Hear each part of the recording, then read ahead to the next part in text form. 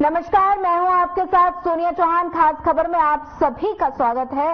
लोकसभा चुनाव 2024 को लेकर कांग्रेस ने कई अलग अलग राज्यों में अपने उम्मीदवारों की घोषणा कर दी है और इसी बीच हरियाणा की अगर बात करें तो हरियाणा में कांग्रेस के लोकसभा उम्मीदवारों की लिस्ट सामने आई है और लिस्ट में हरियाणा के लोकसभा सीटों पर उम्मीदवारों के नाम है, लेकिन हालांकि ये लिस्ट फर्जी बताई जा रही है और कहा जा रहा है कि कांग्रेस की तरफ से अभी भी हरियाणा में उम्मीदवारों की कोई लिस्ट जारी नहीं की गई है। वहीं लिस्ट की पुष्टि को लेकर कांग्रेस के एक बड़े नेता से बात करने पर भी ये मालूम हुआ कि हरियाणा में कांग्रेस के लोकसभा उम्मीदवारों की लिस्ट जो है वो फर्जी लिस्ट वायरल हो रही है और सोशल मीडिया पर लगातार वायरल हो रही ये लिस्ट, जबकि हरियाणा में पार्टी की तरफ से अब तक एक भी उम्मीदवार की घोषणा नहीं की गई। और बता दें कि हरियाणा में लोकसभा उम्मीदवारों की घोषणा को लेकर काफी लंबे समय से कांग्रेस हाईकमान में मंथन जारी है और उम्मीदवारों के चयन को लेकर दिल्ली में कांग्रेस केंद्रीय चुनाव समिति की बैठकें हो रही हैं और बीते रविवार को भी एक बार फिर कांग्रेस अध्यक्ष खड़गे और सीपीपी चेयरपर्सन सोनिया गांधी की मौजूदगी में कांग्रेस केंद्रीय चुनाव समिति की बैठक बुलाई गई थी, जिसमें हरियाणा, पंजाब समेत अन्य कुछ राज्यों के लिए उम्मीदवारों पर मंथन हुआ। तो वहीं इनेलो ने 3 और उम्मीदवारों की घोषणा कर दी और सिरसा से संदीप लोहट और साथ ही फरीदाबाद से सुनील तेवतिया, सोनीपत से अनूप सिंह उम्मीदवार होंगे। और पार्टी के प्रधान महासचिव अभय सिंह चौटाला ने कहा कि यदि कांग्रेस करनाल से वीरेंद्र मराठा को टिकट देती है तो इनेलो मराठा का समर्थन करेगी।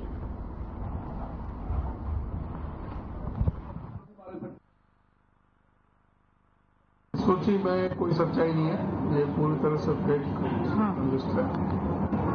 कांग्रेस पार्टी जब अधिकृत लिस्ट जारी करेगी तो हम आपको बता देंगे। इसके बारे में तो जानकारी दी जाएगी, जांच कराई जाएगी।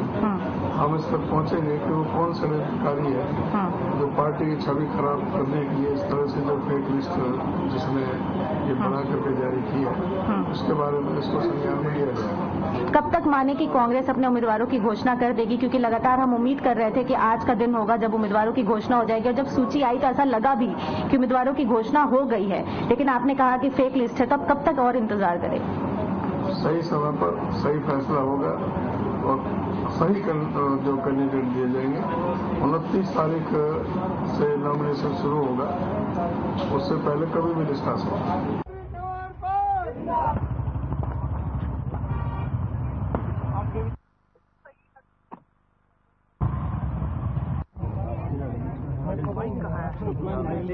संदीप कुमार जी बारे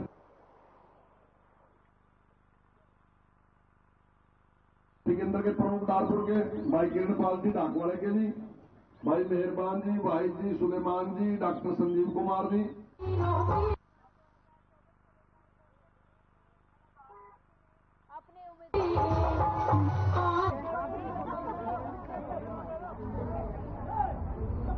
देकर सम्मानित करें।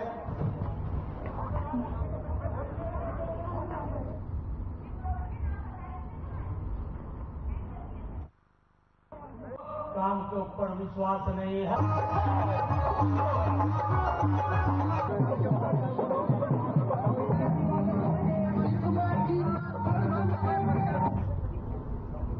वहीं खास खबर में चर्चा में जुड़ने के लिए हमारे साथ राजवीर रोहिला जी, बीजेपी प्रवक्ता, और नीरज गुप्ता, कांग्रेस का पक्ष रखने के लिए हमारे साथ जुड़ गए हैं, और उमेश चरखी दादरी से संवाददाता हमारे साथ जुड़ गए हैं, और साथ ही चंडीगढ़ से ओपी शर्मा संवाददाता हमारे साथ जुड़ गए हैं। सबसे पहले मैं रुक करूंगी ओपी शर्मा, कांग्रेस की ये फर्जी लिस्ट कहां से आई, इसका क्या कुछ पता लगा, क्या कुछ अपडेट? देखिए सोनिया, कांग्रेस की फर्जी लिस्ट किसके पास से आई क्या इसके बारे में तो कोई जानकारी नहीं, लेकिन जिस तरीके से ये फर्जी लिस्ट आई है ये कहीं ना कहीं किसी की शरारत है। और कांग्रेस के जो प्रदेश अध्यक्ष जयभानी ने मुझसे खारिज कर देने कहा कि आपकी कोई लिस्ट नहीं आई है और अगले 1-2 दिन और उम्मीद नहीं की जा सकती कि हरियाणा में कांग्रेस की जो वो लिस्ट कोई आएगी। अब तक करीबन 7 से 8 बैठकें कांग्रेस स्क्रीनिंग कमेटी की हो चुकी है, लेकिन कहीं ना कहीं जो है वो नतीजा जो निकलता हुआ नहीं दिखाई दे रहा है। जो एक परिवारवाद कांग्रेस में है वो उसके अंदर एक बड़ा अड़चन बना हुआ है। परिवारवाद और गुटवादी के चलते ही जो है कहीं ना कहीं टिकटों की घोषणा नहीं हो पा रही, क्योंकि सब जो पार्टी के विभिन्न गुट हैं वो या तो अपने परिवारों की पैरवी कर रहे हैं या फिर अपने पक्षधारों की जो है पैरवी कर रहे हैं। हर सीट के ऊपर इसी तरीके से जो है वो कहीं ना कहीं दिक्कतें सामने आ रही हैं। अगर हम भिवानी महेंद्रगढ़ सीट से बात करें तो वहाँ के जो कांग्रेस के जो बड़े नेता भूपेंद्र सिंह हुड्डा है वो राजधानी सिंह को जो है टिकट दिलवाना चाहते हैं, जबकि किरण चौधरी जो एसआर की ग्रुप किरण चौधरी कुमारी शैलजा रणदीप सुरजेवाला वो किरण चौधरी की बेटी श्रुति चौधरी के टिकट के लिए पैरवी कर रही थी। तरीके से अगर हम रोहतक सीट की बात करेंगे दीपेंद्र हुड्डा और भूपेंद्र सिंह हुड्डा में से कोई एक शख्स जो चुनाव लड़ेगा। करनाल से जो पूर्व हरियाणा विधानसभा स्पीकर कुलदीप शर्मा है उनके बेटे चाणक्य को टिकट देने के लिए भूपेंद्र सिंह हुड्डा जो है वो कहीं ना कहीं पैरवी कर रहे। तो इस तरह की कुछ बातें जो है सामने आ रही है। अम्बाला से जो पूर्व प्रदेश अध्यक्ष रह चुके वरुण लाला उनके बेटे को जो है वो कहीं ना कहीं टिकट देने की बात करी, लेकिन वो टिकट से वो चुनाव लड़ना नहीं चाहते। तो इस तरह के कुछ इश्यूज सामने आ रहे हैं जिसकी वजह से टिकट जो फाइनलाइज नहीं हो पा रही है। और देखते हैं अब करीबन 8 बैठकें कांग्रेस स्क्रीनिंग कमेटी की हो चुकी हैं और उन बैठकों में क्या नतीजा निकलता है। अब उम्मीद ये है कि शायद कुछ एक दिन इस बार की जो बैठक जिनकी 2 दिन बाद होनी है उसमें उम्मीद की जा रही है कि शायद जो टिकटों की है वो अनाउंसमेंट हो सके। जी सर। जी, ओपी शर्मा लगातार बने रही है हमारे साथ। रुक कर लेते हो चरखी दादरी का, जहां से उमेश संवाददाता हमारे साथ बने हुए हैं। उमेश, लगातार कांग्रेस के उम्मीदवारों में देरी हो रही है, क्या कांग्रेस कब तक अपनी लिस्ट जारी कर सकती है? उमेश जी सोनिया, मैं बताना चाहूंगा चरखी दादरी जिले की, जैसे कि भिवानी महेंद्रगढ़ लोकसभा क्षेत्र से ये जो चरखी दादरी जिला आता है, जिसमें कांग्रेस पार्टी द्वारा अभी प्रत्याशी घोषित नहीं किया गया, जिसको लेकर के लोगों में काफी संशय बना हुआ कि चाहे जो श्रुति चौधरी का नाम हो, चाहे वो रावदान सिंह का नाम हो, जब तक कांग्रेस पार्टी अपना प्रत्याशी यहाँ से नहीं उतार देती मैदान में तब तक एक स्थिति है वो स्पष्ट नहीं हो पाएगी और लोगों में अभी संशय बना हुआ है। क्योंकि जब तक सभी प्रत्याशी चुनाव मैदान में नहीं उतर जाते तब तक जो है राजनीतिक जो समीकरण है उस पर जो है पूरा एक यानी कि फैसला नहीं हो पाता और जब कांग्रेस पार्टी द्वारा प्रत्याशी उतार दिया जाएगा उसके बाद में ही स्थिति स्पष्ट हो पाएगी। जी सोनिया। जी उमेश, बने रहिए हमारे साथ। रुक कर लेती हूँ बीजेपी का पक्ष रखने के लिए राजबीर रोहिला जी हमारे साथ लगातार बने हुए हैं। राजबीर रोहिला जी, चर्चा में जुड़ने के लिए पहले तो आपका स्वागत है। वहीं कांग्रेस के लिस्ट में देरी के पीछे आपको क्या लगता है, क्या वजह है, क्या कारण है? कांग्रेस की लिस्ट कल एक फेक जारी हुई थी जी, बड़ा बवाल मचा, पूरे दिन सोशल मीडिया पे इधर उधर बातें चलती रही। ये कांग्रेस वालों ने की है, ये जो कांग्रेस में जो लोग हैं उन्होंने की। और उदय भान जी भी बोले थे, बट उन चीजों का कोई महत्व नहीं है, क्योंकि जब तक असली लिस्ट नहीं आती तो चुनाव का कोई महत्व रह नहीं जाता। एक बात। दूसरी बात यह है कि कांग्रेस गुटबाजी में फंसी हुई है। कांग्रेस में कांटे निकालने वाली प्रथा थी, जो 2019 में जिन उपचुनाव हुआ था वहां भी कांटा निकाला गया था हुड्डा जी द्वारा रणदीप का। तो यहाँ भी कुछ ऐसा ही सीन चल रहा है, क्योंकि श्रुति चौधरी की टिकट मांग रही है किरण चौधरी, जो उसकी मां है, यानी कि कहीं ना कहीं अपने बच्चों का भविष्य सेट करने के लिए कांग्रेस से ये लोग टिकट मांग रहे हैं। तो हुड्डा साहब अपने बेटे के लिए मांग रहे हैं। तो हाईकमान को बड़ा कंफ्यूजन हो रखा है, वो करे क्या। तो ये इन लोगों ने जो क्रिएट किया हरियाणा में, भाई इस पार्टी को खत्म करना है, तो उसी दिशा में ये लोग लगे हुए हैं और अपने आप ही ये कांग्रेस खत्म हो जाएगी धीरे धीरे। क्योंकि एक बात और भी है इनकी जो लेट हो रही है जो लिस्ट है, क्योंकि कहीं ना कहीं अगर इन्होंने लिस्ट ओपन कर दी या भेज दी लिस्ट, तो उससे क्या होगा कि जिनको टिकट नहीं मिली वो लोग भाग जाएंगे, वो लोग फिर अपना दूसरा रास्ता तलाश करेंगे। तो कहीं ना कहीं कांग्रेस इससे भी डरी हुई है। तो इसलिए कांग्रेस का कोई भविष्य है नहीं, ना तो ये लोग फैसला ले पा रहे मजबूती से, ना इनके पास नेता है। क्योंकि हुड्डा साहब खुद कह चुके हैं कि मैंने चुनाव नहीं लड़ना, किरण चौधरी कह चुके मैंने चुनाव नहीं लड़ना। इनके तो बड़े नेता टॉप के कमांडर, जब कमांडर ही मैदान में आने से डरेंगे तो वर्करों की क्या हैसियत होगी। जी ठीक है, राजबीर रोहिला जी बने रहिए हमारे साथ कांग्रेस का पक्ष रखने के लिए नीरज गुप्ता हमारे साथ जुड़ गए हैं। नीरज गुप्ता, चर्चा में जुड़ने के लिए पहले तो आपका स्वागत है। लगातार विपक्ष और पक्ष दोनों ही आरोप प्रत्यारोप लगातार लग रहे हैं और लिस्ट में देरी की वजह क्या है? आपकी पार्टी अभी तक उम्मीदवारों का ऐलान क्यों नहीं कर रही? इसके पीछे की वजह क्या है? लगातार बीजेपी की तरफ से आरोप लगाए जा रहे हैं कि कांग्रेस जो है वो डरी हुई है, जिसकी वजह से उम्मीदवारों के ऐलान में देरी हो रही है। नीरज, देखिए, पहले मैं आप सभी को धन्यवाद करता हूँ जी। देखिए, सबसे पहले मैं आपको ये बात बता दूं, बीजेपी क्यों डरी हुई है, बीजेपी को क्या दिक्कत है। अगर हमारे पास प्रत्याशी इनका कहना है कि हम पे प्रत्याशी नहीं, हम पे लड़ने के तैयार नहीं, तो ये तो अच्छी बात है इनके लिए, ये तो जीत गए, इन्हें क्या टेंशन है, तो बल्कि लड्डू बांट देने चाहिए हरियाणा में कि 10 की 10 सीटें इनकी हो गई। देखिए, मेरा महता नहीं है, हमारी लिस्ट लगभग तैयार है। और आप पहले के इलेक्शन देखिए, लोकसभा के जो पहले के इलेक्शन हुआ करते थे, उससे 15-20 दिन पहले नाम डिक्लेयर हुआ करता था, सीटें 10 दिन पहले डिक्लेयर हुआ करती थी। ये 2 महीने पहले लिस्ट जारी कर दी गई। 2 महीने पहले इलेक्शन कमीशन ने हमारे 25 मई की तारीख रखी है हरियाणा की, और दिल्ली की 4 जून की वोटिंग है जी। तो इसमें क्या आश्चर्य है, अभी पूरा 1 महीना बाकी है, इनको क्या दिक्कत है। रही कैबिनेट में नेता ही, अरे तो बीजेपी तो 2 नेताओं की पार्टी थी, 2 सीटों वाली पार्टी, हमारे सारे नेता ही जो इनका आज सीटें हैं सारी कांग्रेस की तो है। 6 MP यहां से गए हुए, इनका सपना क्या है, दूसरे में इल्जाम लगाना बड़ा आसान बात है।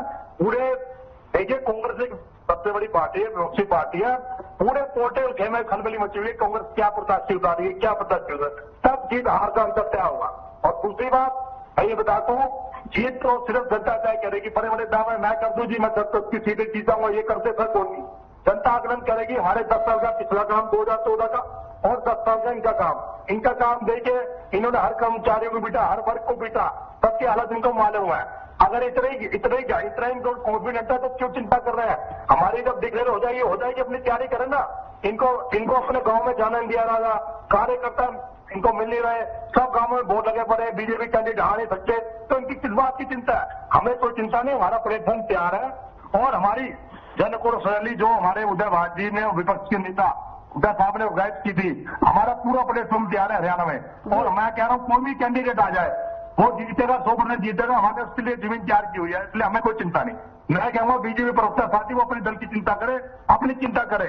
ये 75 बार का नारा दे रहे, 40 में सिमट गए, जनता से बाहर जाएंगे, ये अपनी चिंता करे, हमारी चिंता ना करे।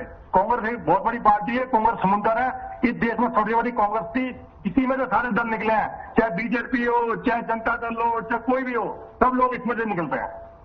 जी ठीक है, नीरज गुप्ता जी लगातार हमारे साथ, राजबीर रोहिला जी हमारे साथ बने हुए हैं। राजबीर रोहिला जी, लगातार तमाम तरह के बता दें कि बीजेपी, इन्होंने, नीरज गुप्ता ने कहा कि बीजेपी का लगातार विरोध हो रहा है, लिस्ट जारी भले ही हो गई हो, लेकिन लगातार उम्मीदवारों का विरोध हो रहा है। जहां भी जा रहे हैं वहां किसान संगठन लगातार विरोध कर रहे हैं। इस पर क्या कुछ कहेंगे, क्या प्रतिक्रिया?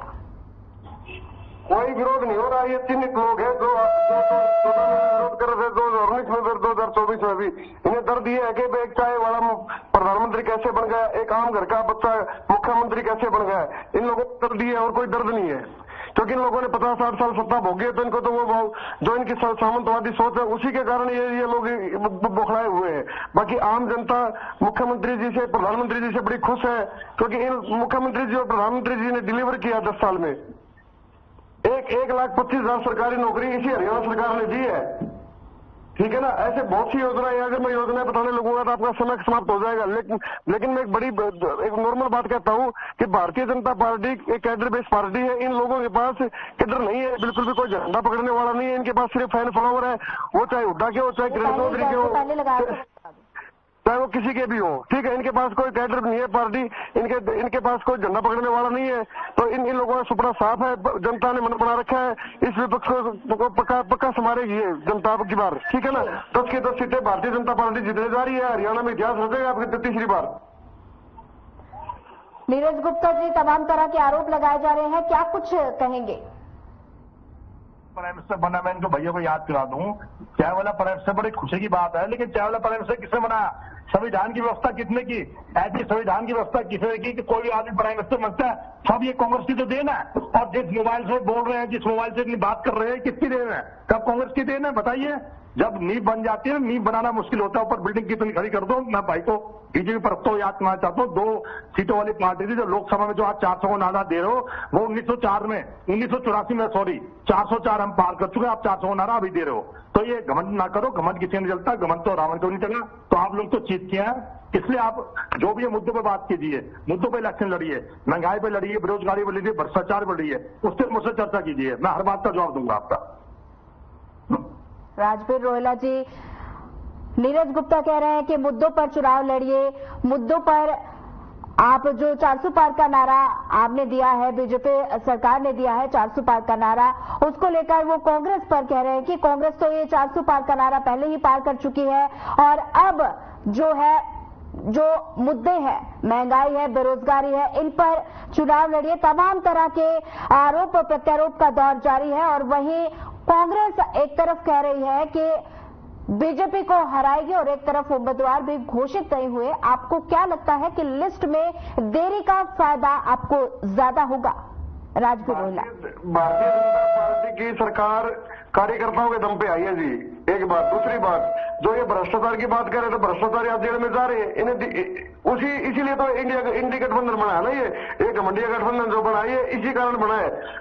सभी चोर एक मंच पे आ गए, ठीक है ना भाई, हमें बचाओ, हमें बचाओ, हमें अपनी संपत्ति बचानी है। लेकिन मोदी जी ने क्लियर किया है अपनी जनसभाओं में कि मोदी जी का ये ट्रेलर है, पिक्चर तो आने वाले 10 साल में दिखाई जाएगी कि कोई भी भ्रष्टाचारी नहीं बचेगा, जिसने जो खाया उसे लौटाना पड़ेगा। और कांग्रेस के जो नेता जो जेल में जा रहे हैं, इनके पास पूरी लिस्ट होगी, 2 सीएम इनके जेल में जा चुके हैं, बड़े मंत्री संतरी जो जिन्होंने जनता का 17 साल से लूटा हुआ था, वो सब वापस देना पड़ेगा, आज नहीं कल देना पड़ेगा, क्योंकि मोदी जी किसी को बख्शने वाले नहीं है। ये बात ये लिख लो, ठीक है। दूसरी बात, इनकी लिस्ट आएगी कब आएगी हमें कोई मतलब नहीं। हमारे जो कार्यकर्ता, हमारे नेता जनता में जा रहे हैं और हमारे जो मुख्यमंत्री श्री नायब सैनी जी, उनके लगातार कार्यक्रम हो रहे। आज भी नारनौल और गुरुग्राम में रैली है, जनसभाएं आज उनकी। लेकिन कांग्रेस कहीं भी फील्ड में दिखाई नहीं दे रही। कांग्रेस सिर्फ कागजों में दिखाई दे रही है। ये लोग तो दिल्ली के वो लगा रहे दौरे, बार जा रहे दिल्ली टिकट के लिए, लेकिन हमारे कार्यकर्ता और नेता सारे फील्ड में है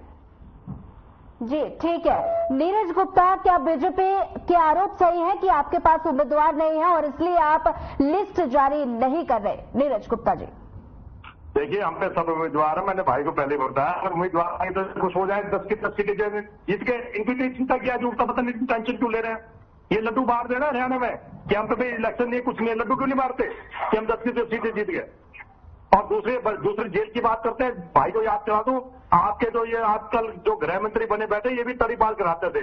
आपको याद करा दूं, गुजरात आने के उनको इजाजत नहीं थी, कोर्ट ने कहा था। तो ऐसे भ्रष्टाचार के आरोप लगाने से कुछ होता? आप हमें भ्रष्टाचारी बोलते हो, हमारे नेताओं को, जो भ्रष्टाचारी नेता है उनको लेने से गुरेज नहीं करते। ये डबल प्रैक्टिस कैसे?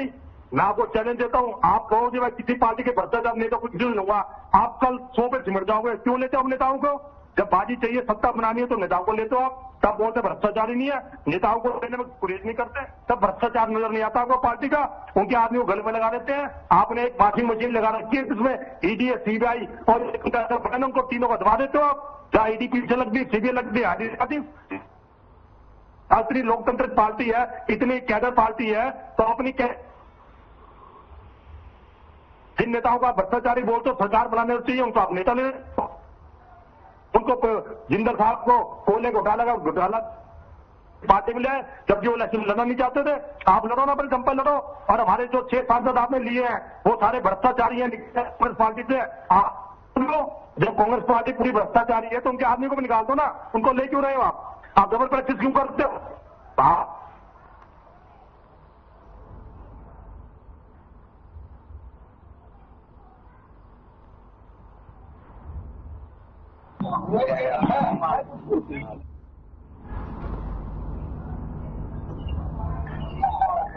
ठीक है राजबीर रोहिला जी बने रहिए हमारे साथ। रुक कर लेते हो चरखी दादरी का, जहां से उमेश लगातार हमारे साथ बने हुए हैं। इनेलो और कांग्रेस क्या बीजेपी के लिए समस्या बन सकते हैं? उमेश जी सोनिया, मैं बताना चाहूंगा, इनेलो पार्टी द्वारा जो है अभी तक यहाँ प्रत्याशी नहीं उतारा गया। साथ में जेजेपी पार्टी द्वारा राव बहादुर सिंह को यहाँ से प्रत्याशी बनाया गया भिवानी महंद्र लोकसभा क्षेत्र से, और अभी तक जो कांग्रेस पार्टी द्वारा प्रत्याशी की घोषणा नहीं हो पाना, ये भी एक सबसे बड़ी जो है कांग्रेस पार्टी की कमजोरी कही जाएगी। क्योंकि जब तक क्षेत्र में प्रत्याशी नहीं उतारा जाता तब तक कुछ भी कहना जो है नामुमकिन है, और क्षेत्र की जनता में संशय बना हुआ। क्योंकि सभी पार्टियों के प्रत्याशी जब तक चुनाव मैदान में नहीं आ जाएंगे तब तक लोगों में यही है कि श्रुति चौधरी को यहाँ से उतारा जाता है या राव दान सिंह को उतारा जाता है। इनेलो पार्टी द्वारा भी अभी यहाँ प्रत्याशी की घोषणा नहीं की गई है। जी ठीक है उमेश, लगातार बने रहिए हमारे साथ। लगातार हमारे साथ ओपी शर्मा भी बने हुए हैं।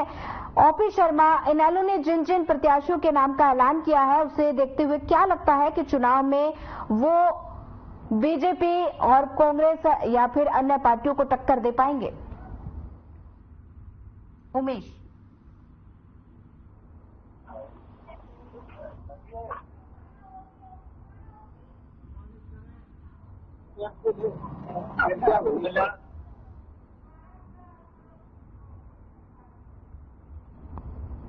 लगता है तकनीकी खामी के कारण शायद संपर्क टूट गया है। रुक कर लेते हैं एक बार फिर से ओपी शर्मा का।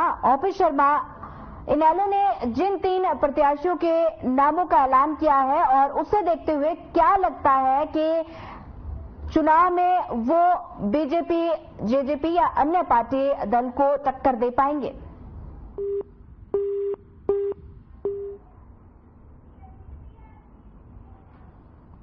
ठीक है, लगातार हमारे साथ बता दें कि संपर्क टूट गया है शायद उनसे, और लगातार राजबीर रोहिला हमारे साथ बने हुए हैं। राजबीर रोहिला, इनेलो ने जिन 3 प्रत्याशियों के नाम का ऐलान किया है उसे देखते हुए क्या लगता है कि चुनाव में वो आपको टक्कर दे पाएंगी? राजबीर जी।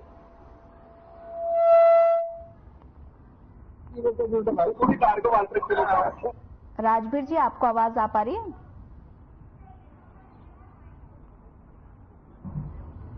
तकनीकी खामी के कारण शायद संपर्क टूट गया है। और राजबीर रोहिला जी बीजेपी का जो पक्ष रख रहे थे, आपका धन्यवाद। और नीरज गुप्ता, आपका भी धन्यवाद।